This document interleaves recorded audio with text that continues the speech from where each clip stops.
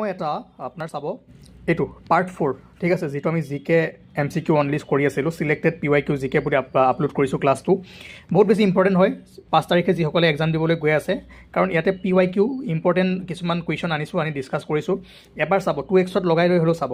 আৰু আজি আপোনালোকে সুধি আছে যে ক'ত বস্তুবোৰ আছে, ইমান দিন ক'ত আছে, এতিয়া সময় নাই।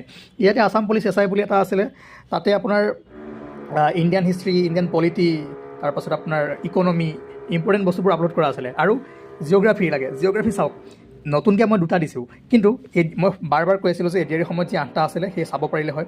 ৱৰ্ল্ড জিঅ'গ্ৰাফী কমপ্লিট দিয়া হৈ আছে, আছাম জিঅ'গ্ৰাফী কমপ্লিট দিয়া হৈ আছে, আৰু আছামৰ যি কালচাৰ, লিটাৰেচাৰ, আছাম হিষ্ট্ৰী, এয়া চাওক কমপ্লিট, গণিতো আছে, মেথছো আছে, ছায়েন্স টেকো আছে। ফ্ৰী অফ কষ্ট আপোনালোকৰ কাৰণে ফুল চিলেবাছ আছিলে। এতিয়া আজি বিচাৰিছে মোক, আজি ফোন কৰিছে ক'ত আছে, বিচাৰি পোৱা নাই। ইমান দিনেতো কি কৰি আছিলে চাওক। তথাপিও যাক লাগে লওক, এক ৰাতিটো পঢ়ক, ভালদৰে হৈ যাব। আৰু এইখিনি চাব।